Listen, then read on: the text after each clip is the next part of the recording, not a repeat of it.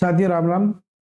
30 day maths challenge जो हमारा चल रहा है आरपीएससी सेकंड ग्रेड मैथ्स के लिए, उसमें आज 15 तारीख यानी कि संडे को अपनी जो क्लास साथियों संस्कृत शिक्षा विभाग का जो 2022 का पेपर है उसका पार्ट 2 आज हम पढ़ेंगे।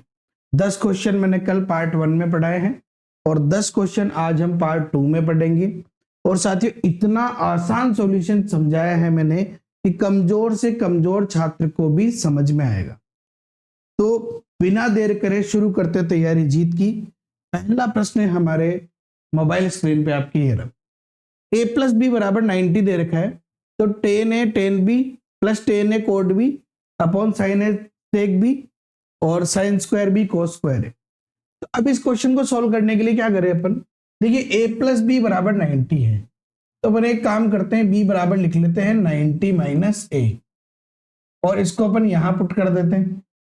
पुट करें तो अंडर रूट ऑफ टेन ए, ये तो हो गया हमारा टेन ए, और देखो टेन 90 माइनस थीटा क्या बनेगा, ये टेन बी क्या बनेगा टेन 90 माइनस ए, तो टेन 90 माइनस थीटा क्या होता है कोट थीटा, तो ये हमारा बन गया कोट ए। क्या बन गया कोट ए प्लस टेन ए, ये तो चेंज होना ही नहीं है,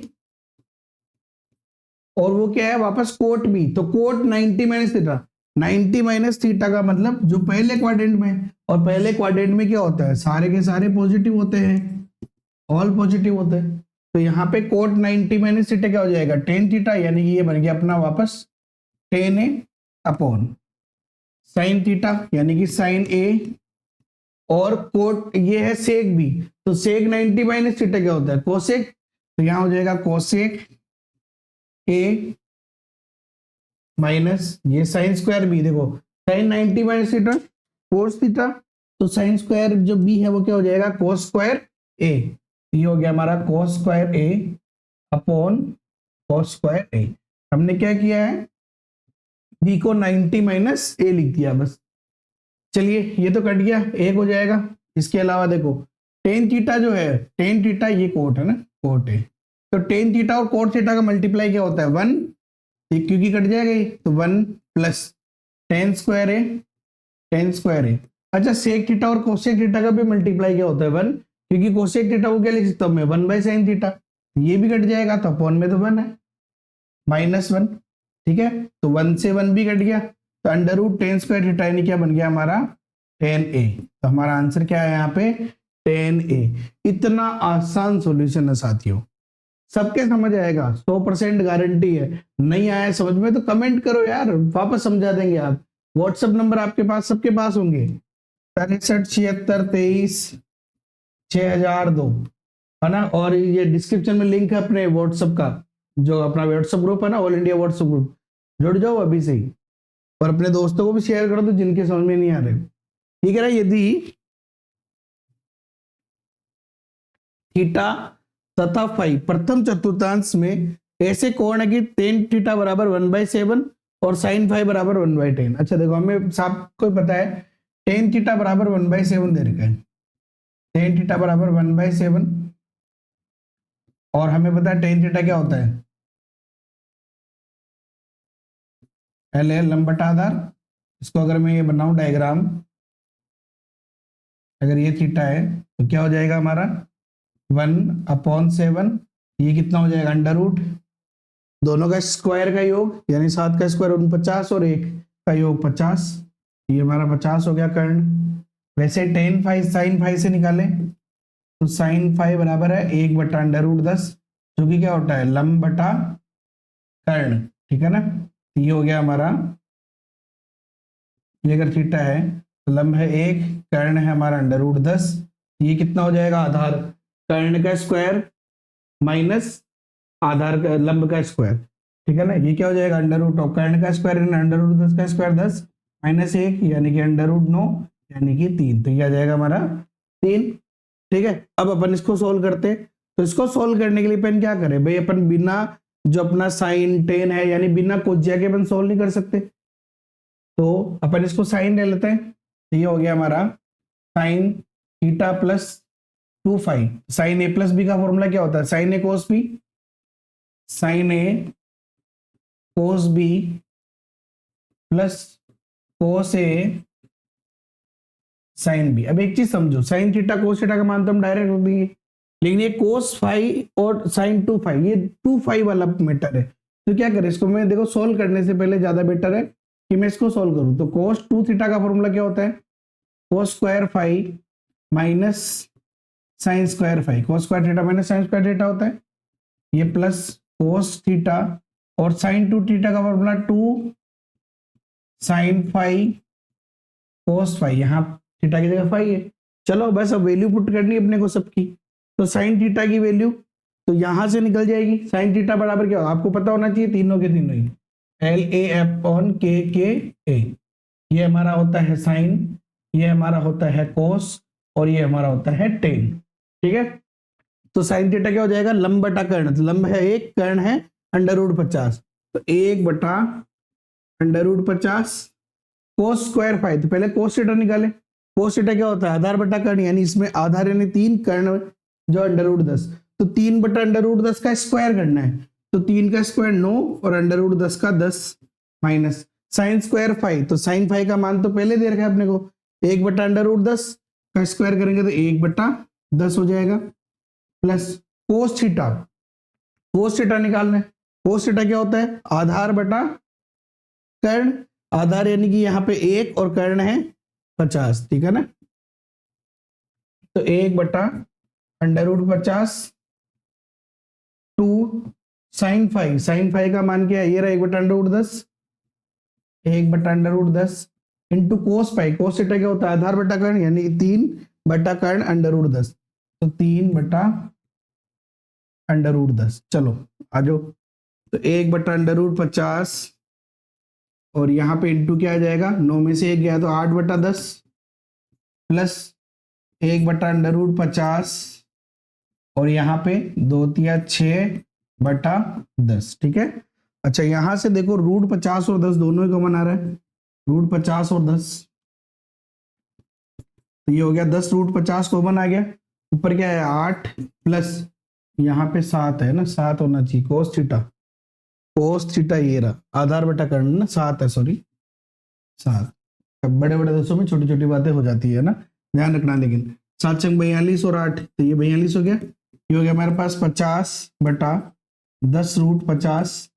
अच्छा 50 को क्या लिख सकता हूं मैं, √50 इंटू √50 बटा 10√50, √50 से तो √50 गया, ठीक है। अच्छा √50 को क्या लिख सकता हूं मैं, इसको लिख सकता हूं मैं 2 × 50, ठीक है, और √2 × 10 लिख सकता हूं ना भाई, √2 को गुणा भी कर दिया भाग भी कर दिया, क्यों, ताकि √100 का मान हो गया 10 बटा √2 × 10, ये कट गया 1/√2, और 1/√2 ये किसका वैल्यू समझो, साइन की है ना, साइन थीटा प्लस 2 फाई बराबर 1/√2 जो कहाँ होती है साइन 45 डिग्री पे, यानी हमारा आंसर क्या आ जाएगा 45 डिग्री।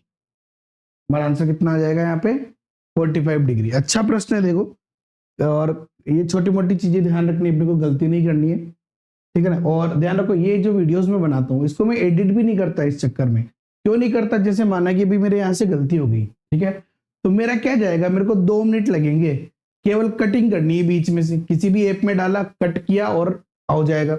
लेकिन क्यों कट नहीं किया मैंने, ताकि देखो गलती सबसे होती है, लेकिन वो गलती हमारी कैलकुलेशन करते समय सुधर जानी चाहिए कि हाँ यार ये है, और अपने को कोशिश करनी की गलती कम से कम हो। देखो सबसे इंपॉर्टेंट बात यही है दोस्तों कि अगर आपको अच्छे से पढ़ना है ना तो उसके लिए आपको मेहनत करनी पड़ेगी। आप लोग क्या करते हो 1-2 घंटे भी नहीं पढ़ रहे हो यार, थोड़ा देखो अपने माँ बाप के सपनों को पानी मत फेरो।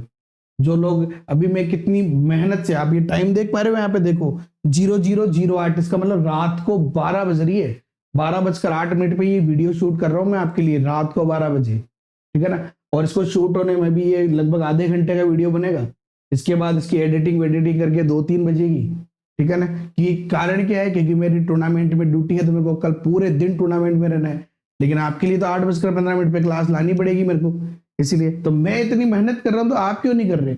अपने दोस्तों के साथ शेयर करो, चैनल पे नए हो तो सब्सक्राइब कर लो, और लगातार क्लासेस देखो, कोई चीज नंबर समझ में नहीं आया तो उसके लिए पूछो आप लोग। लेकिन आप लोग ना तो पढ़ना चाहते हो ना पूछना चाहते हो, तो उससे कुछ नहीं होने वाला भैया। बिना पढ़े कुछ नहीं मिलेगा जिंदगी में। Sine theta sine square theta sine cube theta equal to 1। अब देखो यहाँ पे हम क्या कर सकते हैं, साइन स्क्वायर थीटा को उधर ले जाओ और साइन थीटा को कॉमन ले लो ताकि स्क्वायर में अपना मामला बैठ जाए। तो अपन एक काम कर रहे हैं, यहाँ से साइन थीटा तो कॉमन ले लिया, ये तो बचा 1 प्लस और साइन क्यूब में से चला गया साइन, तो साइन स्क्वायर थीटा बराबर उधर 1 और ये साइन स्क्वायर थीटा उधर चला गया तो माइनस का साइन स्क्वायर थीटा। ठीक है, चलो तो क्या हो सकता है यहाँ से, अच्छा साइन थीटा को लिख सकता हूं मैं 1 माइनस कोस स्क्वायर थीटा का अंडर रूट, इसको लिख सकता हूं मैं 1 और साइन स्क्वायर थीटा को लिख सकता हूं 1 minus cos square theta equal to 1 minus sine square theta क्या होता है, कोस स्क्वायर थीटा होता है। मैं क्या कर रहा हूं यहां से दोनों पक्षों का वर्ग कर देते हैं, अपन दोनों पक्षों का वर्ग कर देते हैं, करते हैं। चलो ये तो जो हमारा है कोष्टक अंडर रूट हट जाएगा बस, 1 माइनस कोस स्क्वायर थीटा और इसका हो जाएगा square 2 minus cos square theta का स्क्वायर और ये हो गया हमारा कोस 4 थीटा। तो एक तो कोस 4 थीटा चाहिए अपने को, चलो इसका होल स्क्वायर खोल लेते हैं अपन, 1 माइनस कोस स्क्वायर थीटा ये हो जाएगा हमारा ए स्क्वायर यानी कि 4 माइनस 2ab यानी कि 4 कोस स्क्वायर थीटा और प्लस बी स्क्वायर यानी कि प्लस कोस 4 थीटा बराबर कोस 4 थीटा। ठीक है, गुणा कर दे तो इसको 1 से गुणा करेंगे पहले, तो 1 इंटू 4 4 एज इट इज आ जाएगा कोस square theta plus cos 4 theta, अब माइनस कोस स्क्वायर से करेंगे तो माइनस का 4 कोस square theta minus minus plus cos square हो जाएगा 4 कोस 4 थीटा और minus plus minus cos square और कोस 4 क्या हो जाएगा कोस 6 थीटा बराबर कोस 4 थीटा। यहां तक किसी को कोई प्रॉब्लम कमेंट में पूछ लेना हो तो दिक्कत हो। चलो देखो यहाँ पे ये कोस 4 थीटा और ये कोस 4 थीटा तो कट गया। ठीक है, हमें क्या चाहिए देखो 4 कोस 4 और कोस 6 थीटा, तो इसको इधर रख लो केवल, तो 4 कोस 4 थीटा यानी ये रहा, तो 4 कोस 4 थीटा माइनस कोस 6 थीटा ये रहा, बाकी सबको उधर ले चलो तो उधर जाएगा तो देखो ये माइनस 4 कोस स्क्वायर थीटा और माइनस 4 कोस स्क्वायर थीटा उधर जाएगा तो 8 कोस स्क्वायर थीटा और प्लस का 4 उधर जाएगा तो माइनस का 4। ठीक है, सारे काउंट हो गए। अब क्या कर सकते हैं, ये तो हमारे को चाहिए एलएचएस में, आरएचएस में क्या लाना है, तो यहां से एक काम करते हैं अपन 4 तो कॉमन ले लेते हैं, क्या बच्चा 2 कोस स्क्वायर थीटा माइनस 1, तो 1 को क्या लिख सकता हूं मैं sine square theta cos square theta, तो sine square theta cos square theta plus का है लेकिन ये माइनस की वजह से दोनों माइनस हो जाएंगे, ये हो गया मेरा 4 2 कोस स्क्वायर थीटा में से एक कोस स्क्वायर थीटा जाएगा तो कोस square theta minus sine square theta जो कि क्या हो जाएगा कोस 2 थीटा का फॉर्मूला, हमारा आंसर क्या आ जाएगा 4 कोस 2 थीटा आंसर आ जाएगा। इतना इजी प्रश्न है, ठीक है ना, और ये इजी ही रहेंगे जब तक आप लगातार पढ़ोगे तब तक आप लोगों के लिए इजी रहेंगे। प्रैक्टिस मैक्स से मेन परफेक्ट इस चीज का जो है उदाहरण अपने आप को बना लो, इतनी तैयारी करो इतनी तैयारी करो। आपने शायद ना एक चाइनीज मूवी है वो नहीं देखी होगी, अपने शॉर्ट वीडियो इसके लिए मैं एक बनाऊंगा आप लोगों के लिए, कि एक गोल दिया जाता है उसको भाई इतने से गोल पे उसको बार बार गोल करना है, वो पहले पास में से गोल करता है यहाँ पे यहाँ पे यहाँ पे यहाँ पे यहाँ पे यहाँ पे, उसके बाद वो लगभग 50 मीटर दूरी से गोल करता है, फिर भी उसका गोल हर बार यही पड़ता है क्योंकि उसने अपने आप के ऊपर इतनी मेहनत कर ली कि अब वो उल्टे सीधे किसी भी प्रकार से इस पे शॉट मारे वो हमेशा वहीं जाके लगता है। तो ये कब होगा, जब हम प्रैक्टिस करेंगे, इतनी प्रैक्टिस कर लो इतनी प्रैक्टिस कर लो कि पेपर वाला कुछ भी दो हम चुटकियों में सोल्व कर ले, बिकॉज अगर कॉन्सेप्ट क्लियर होगा प्रैक्टिस होगी तो अपन क्वेश्चन आसानी से कर लेंगे। जैसे इस क्वेश्चन में देखो हमें ये दे रखा है और इसका मान पूछा है cos inverse x cos inverse y का। अच्छा हमें पता है कोस इनवर्स एक्स को अपन क्या लिख सकते हैं π/2 माइनस साइन इनवर्स एक्स लिख सकते हैं ना, इसको लिख सकते हैं अपन कोस, देखो cos inverse x plus cos inverse y का मान निकालना अपने को, तो इसको क्या लिख सकता हूं मैं π/2 minus sine inverse x, π/2 minus sine inverse x लिख सकता हूँ, फॉर्मूला होता है, प्लस इसको भी लिख सकता हूं मैं π/2 माइनस साइन इनवर्स वाई। अब एक चीज देखो π/2 और π/2 तो हो गया पाई, माइनस कॉमन ले लिया तो sine inverse x plus sine inverse y, तो पाई माइनस इसकी वैल्यू दे रखी ये रही, क्या है 2 पाई/3। चलो एलसीएम लोगों 3 - 2 पाई यानी कि क्या आंसर आ गया पाई/3, आंसर ही आ गया पाई/3। और अगर आप एसआर सैनी की बुक्स पढ़ते रेगुलर इन क्वेश्चन को सॉल्व करते तो डायरेक्ट सोल्व होता, बिकॉज वहां पे इसकी वैल्यू और इसकी वैल्यू दे रखी थी, एक्स वाई की वैल्यू पूछी थी और इसने डायरेक्ट अपने को ये वैल्यू पूछ ली और ज्यादा आसान कर दिया हमारे लिए। चलिए अगला प्रश्न देखते हैं। साइन 2 थीटा बराबर दे रखा है हमें कोस 3 थीटा और इसके हल निकालने, बहुत ही शानदार प्रश्न है। अच्छा साइन 2 थीटा देखो, साइन 2 थीटा बराबर है कोस 3 थीटा, ठीक है। अच्छा साइन थीटा को भी मैं कोस में बदल लूं तो ये हो जाएगा, क्या लिख सकता हूं मैं इसको, कोस पाई/2 - 2 थीटा, क्योंकि कोस 90 - थीटा क्या होता है sine theta, equal to cos 3 theta, ठीक है। अच्छा अब इसकी वैल्यू अपन देखें, ठीक है। अगर यहाँ पे इसका हम क्वाड्रेंट की बात करूं तो यहाँ पे तो ऑल पॉजिटिव होता है और यहाँ पे कोस अपना पॉजिटिव होता है, ठीक है। यानी कि ये हमारी लाइन कौन सी है, ये हमारी लाइन है 2n पाई वाली। कौन सी लाइन है, 2n पाई वाली। यानी कि प्रत्येक 2n पाई पे जब ये आएगा, यहाँ आएगा वैल्यू सेम वैल्यू मिलेगी, फिर आएगा फिर सेम वैल्यू मिलेगी, फिर आएगा फिर सेम वैल्यू मिलेगी, यानी इसकी आवृत्ति क्या हो जाएगी 2n पाई। तो कोस थीटा का जो मान है वो किस फॉर्म में होगा फिर, तो यानी कि कोस थीटा का जो मान है वो होगा 2n pi plus minus alpha के रूप में, क्योंकि प्लस अल्फा पे फर्स्ट क्वाड्रेंट में आ जाएगा और माइनस अल्फा पे फोर्थ क्वाड्रेंट में आ जाएगा और दोनों में ही इसकी वैल्यू पॉजिटिव रहेगी, ठीक है ना, यानी दोनों जगह अपने इसको आंसर मिल जाएगा।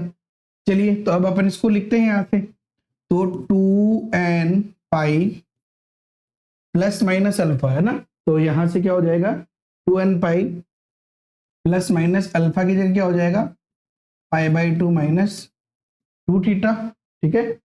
ये हो गया बराबर, बराबर क्या है कोस 3 थीटा यानी कि 3 थीटा हो गया। तो एक बार तो लेते हैं अपन पॉजिटिव, पॉजिटिव लेंगे तो क्या हो जाएगा देखो 2n पाई प्लस पाई/2 - 2 थीटा इक्वल टू 3 थीटा। तो यहां से देखो 2n प्लस 1 और पाई/2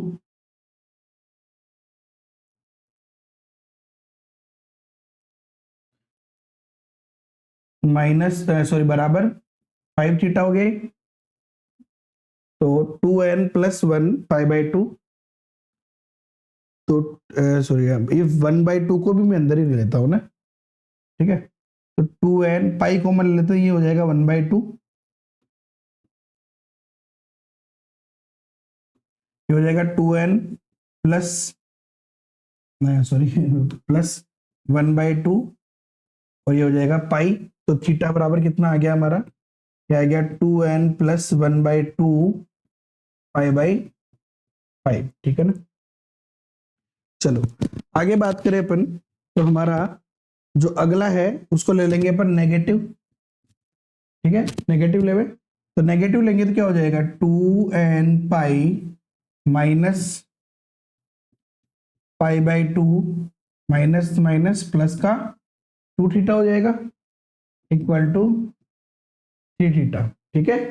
तो यहां से देखो, तो हमने क्या किया 2n - 1/2 और पाई कॉमन ले लिया, इक्वल टू क्या रह जाएगा थीटा, इक्वल टू क्या रह जाएगा थीटा।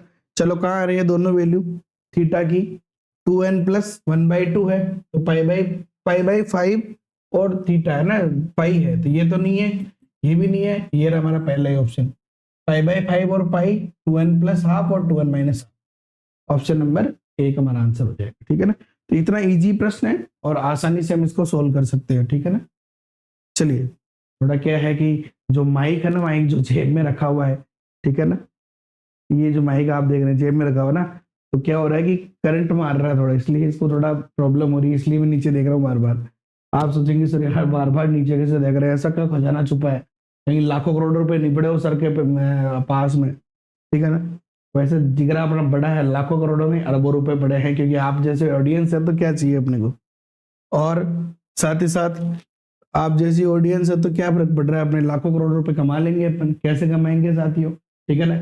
लाखों करोड़ों तो नहीं कमाना चाहते अपन, लेकिन हाँ आप लोगों की तनख्वाह जरूर अपन बढ़ा देंगे, 37,800 बेसिक मिलेगी आपको 2 साल बाद में, यानी कि 60-70 हजार रुपए पेमेंट उठाओगे आप लोग, लेकिन कब, जब आप मैथमेटिक्स पढ़ोगे। साथियों, अगर आपको सेकंड ग्रेड मैथ्स के ओल्ड पेपर सॉल्यूशन चाहिए तो केवल और केवल 199 रुपीज पे द जेकेएम थ्योरी पे चले जाओ। ठीक है ना, PDF notes, video solution, hand writing notes आपको मिल जाएंगे। अभी 199 रुपीज का है ये कोर्स, केवल और केवल 16/9/2024 रात्रि 12 बजे तक। सरल समझ लेना, रात्रि 12 बजे बाद में इस कोर्स की वैल्यू 299 हो जाएगी, वो भी सिर्फ 3 दिनों के लिए। यानी कि 16 तारीख को रात 12 बजे तक का आपके पास मौका है। क्योंकि अब तो ये भी समझ में आ गया आप लोगों को कि मैं सामान्य शिक्षा के तो पेपर दे ही रहा हूं, अगर मैं 2022 संस्कृत डिपार्टमेंट का पेपर सोल्व करा रहा हूं, यानी ये पूरा पेपर सॉल्यूशन वहां पे मिलेगा। यहाँ तो मैं एक ही हल करवा रहा हूँ, वहां पे इसकी कंप्लीट व्याख्या सहित हल करवाऊंगा। ठीक है ना, बहुत सारे क्वेश्चन ऐसे जिसमें एक ही कराया मैंने मेथड, वहां पे भी एक ही कराया, लेकिन कुछ क्वेश्चन ऐसे भी है जिनके 2-2 3-3 मेथड कराए हैं, क्योंकि वहां पे अपना उद्देश्य है कि बिल्कुल परफेक्ट समझ में आना चाहिए हर एक चीज। पैसे दे रहे हो 199, उसकी वैल्यू मिलनी चाहिए आपको। मोबाइल का रिचार्ज है ना, वो भी कम है। बहुत सारे लोग जो कचौरी खाते हो ना आप लोग, 10 कचौरी भी नहीं आएगी इसमें। इससे बढ़िया है पढ़ने में ध्यान लगाओ, पैसे लगाओ, मस्त रहो। 7 मीटर ऊंची इमारत है, तो ये लो भैया 7 मीटर ऊंची इमारत हो गई। ऊपरी सिरे से, इसके ऊपरी सिरे ने यहां से मीनार के ऊंचे, ये मीनार हो गई, मीनार के ऊंचे सिरे का उन्नयन कोण, यानी ये उन्नयन कोण हो गया हमारा कितना, ये हो गया हमारा 60 डिग्री। ठीक है, और इसके पाद का अवनमन कोण, यहां पढ़ना अच्छे से, बहुत सारे लोग अच्छे से नहीं पढ़ते, यानी कि इस इमारत से मीनार का अवनमन कोण, यानी ये 30 हो गया, ये 30 है तो ये भी 30 होगा। अच्छा ये 7 है तो ये भी 7 होगा, इसको h मान लेते हैं। तो इस वाले डायग्राम से इसको अपन x मान लेते हैं, x की वैल्यू निकाल लेते हैं। क्या होता है, तो ये होता है अपना लंब बटा आधार, लंब बटा आधार बराबर क्या होता है, लंब बटा आधार बराबर tan थीटा, यानी कि tan 30। तो 7 बटा x बराबर 1 बटा √3, तो x बराबर क्या आ गया अपना 7 √3। अच्छा ये x है तो ये भी तो x ही है, 7 √3। यानी कि अब ऊपर वाले त्रिभुज की बात करें, अगर अपन इस त्रिभुज की बात करें तो हमारे लिए क्या हो जाएगा कि h बटा 7 √3 बराबर tan 60, और tan 60 की वैल्यू क्या होती है √3, 7 सॉरी h बराबर 7 √3 इंटू √3, यानी h बराबर आ गया अपना 7×3=21। तो h आया 21 हमारे पास, h की वैल्यू आ गई 21। हमसे क्या पूछा है, पढ़ना क्वेश्चन को। बहुत सारे लोग 21 सोल्व कर देंगे पहला ऑप्शन देके ना, मीनार की ऊंचाई। मुन्ना कभी भी ये गलत नहीं करना ना, वो एक डायलॉग सुना ना, मुन्ना ना, गलती ना करना। समझो, मीनार की ऊंचाई कुल होगी ना, यानी कि 21 + 7 बराबर 28 मीनार की ऊंचाई हो जाएगी। मैं 28 आंसर करना है, 21 नहीं करना। इस चीज का विशेष ध्यान रखना है, बहुत सारे लोग गलती करते हैं, यही गलती करते हैं। अगला प्रश्न है, रेखाएं दे रखी अपने को, एक ही रेखा और एक ही रेखा। एक वृत्त के क्या है भैया, व्यास है। ध्यान रखना, वृत्त के क्या है, ये व्यास है, जिसका क्षेत्रफल 154 है। अच्छा क्षेत्रफल 154 है तो त्रिज्या क्या हो जाएगी, ठीक है, तो क्षेत्रफल क्या होता है पाई r² बराबर है 154, तो पाई का मान 22/7 r² बराबर 154, यानी r² बराबर, ये तो कट रहा है 11 दूनी 22, 11 से कट रहा है 11 कम 11, 11 चौक 44, और 2 से कट रहा है 7, तो r² बराबर 7 × 7, r बराबर आ गया 7, यानी हमारी त्रिज्या आ गई 7। ठीक है, त्रिज्या 7 आ गई। अब इसको कैसे सोल्व करें। अच्छा देखो, वृत्त का मानक समीकरण क्या होता है, वृत्त का मानक समीकरण पता होना चाहिए आपको। ठीक है ना, अगर आपको पता है तभी आप क्वेश्चन कर पाएंगे, वरना आप क्वेश्चन नहीं कर पाएंगे। तो वृत्त का मानक समीकरण क्या होता है आपके पास में, तो x² + y², ये होता है x² + y² + 2gx + 2fy + c बराबर 0। ठीक है, यही होता है भी। चलो, तो यहां पे हम बात करें प्रत्येक के अंदर से अपन क्या करेंगे, देखो अपन क्या निकालेंगे, केंद्र। क्या निकालेंगे, केंद्र, जो कि क्या होगा -g और -f। क्या बोल रहा है, ये रेखाएं जो है एक वृत्त के व्यास है, दोनों रेखाएं वृत्त के व्यास है, जिसका ये कह रहा है, और वृत्त के समीकरण दे रखे। इसका मतलब यहां से जो केंद्र आएगा वो व्यास है तो केंद्र से गुजरता है। भाई वृत्त का जो व्यास है वो केंद्र से गुजरता है, चाहे कोई सा ही हो। यानी कि इनका केंद्र इन दोनों रेखाओं को संतुष्ट करेगा, यही होगा ना भाई। तो अपन देखते हैं, तो पहले का केंद्र क्या हो जाएगा, पहले की बात करें तो इसकी तुलना करें इससे, तो 2gx, तो 2x के साथ गुणन में क्या है 1, वो भी माइनस का होना चाहिए, तो पहले का केंद्र क्या हो जाएगा -1 और f भी हो जाएगा -1, ठीक है। -1 जब आप यहां रखोगे इसके अंदर, तो 2 इंटू -1, 3 इंटू -1 बराबर 5 आएगा क्या, -2 + 3 बराबर 5 आएगा क्या, 1 बराबर 5 आएगा क्या, नहीं आएगा। इसका मतलब हमारा पहला ऑप्शन नहीं हो सकता, नहीं हो सकता पहला ऑप्शन। दूसरा ऑप्शन क्या दे रहा है भाई, यहां पे है -1 और 1 है, तो केंद्र क्या हो जाएगा 1 - 1, 1 और -1 हो जाएगा। चलो रखते हैं यहाँ पे, तो 2 इंटू 1 में डायरेक्ट सोल्व कर रहा हूं अभी, तो 2 एकम 2 माइनस माइनस प्लस का 3 बराबर 5 संतुष्ट कर रहा है, उसको भी कर रहा है क्या देखा, तो 3 एकम 3 + 4 बराबर 7, यानी संतुष्ट कर रहा है। इसका मतलब सेकंड ऑप्शन हमारा आंसर हो सकता है। यहाँ पे भी सेम है, यानी ये तीसरा भी हो सकता है, चौथा वाला और पहला वाला सेम है, इसका मतलब ये नहीं हो सकता।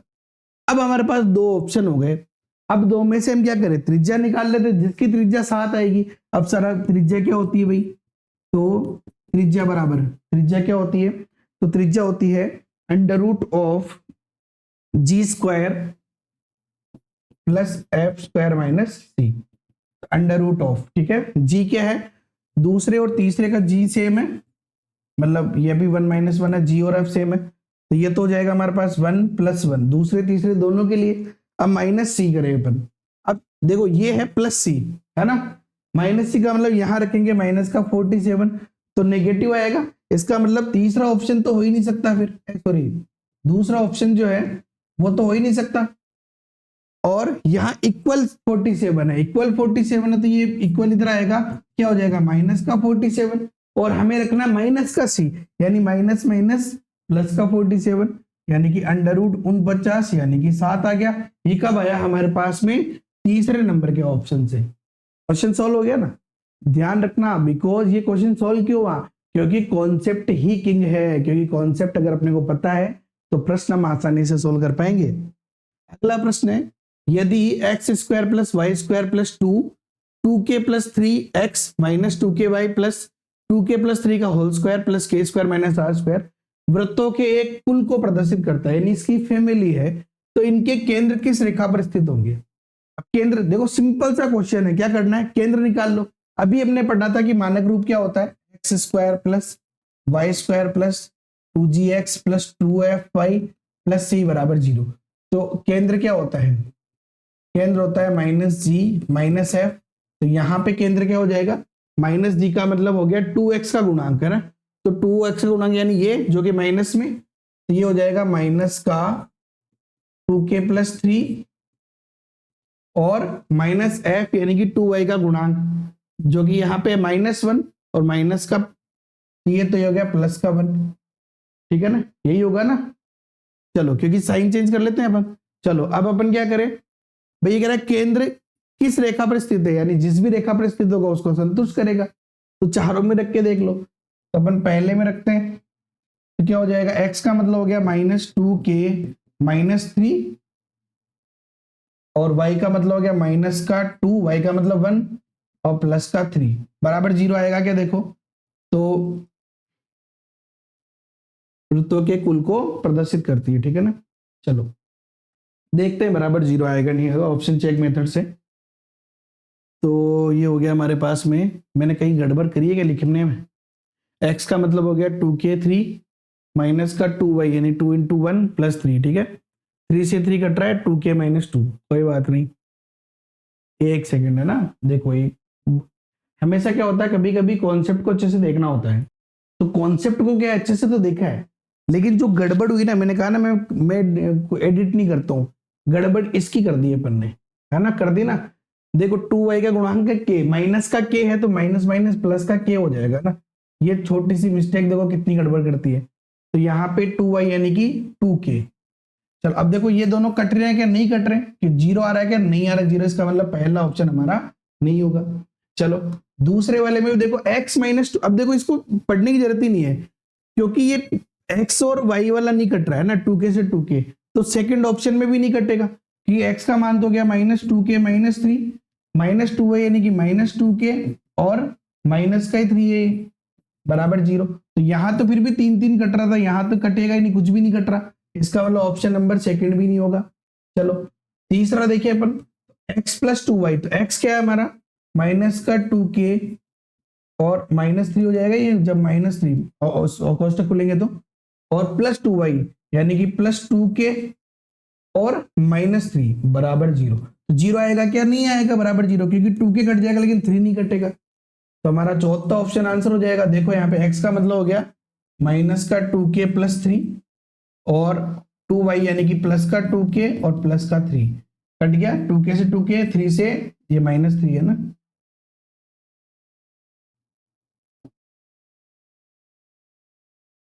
ये क्या था, x का मतलब हो गया -2k -3 +2k +3 कट गया सारे, क्या आ गया आंसर 0। तो हमारा ऑप्शन 4 आंसर हो जाएगा, ठीक है ना।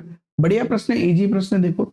और साथ ही एक सिंपल सी बात बता देता हूं मैं आपको, अभी 2 क्वेश्चन और बाकी है, लेकिन अगर आप किसी भी कोर्स को ज्वाइन करना चाहते हैं, चाहे रीड 3rd ग्रेड, पटवार 2nd ग्रेड या अन्य कोई सा भी कोर्स हो, 2nd ग्रेड के ओल्ड पेपर का सॉल्यूशन, तो आप अभी इसी वक्त द JKM3 ऐप पे जाइए, 90% डिस्काउंट है, ज्वाइन कर लीजिए 16 तारीख को रात्रि 12 बजे तक। उसके बाद सभी कोर्सेज की प्राइस जो है 100% बढ़ा दी जाएगी।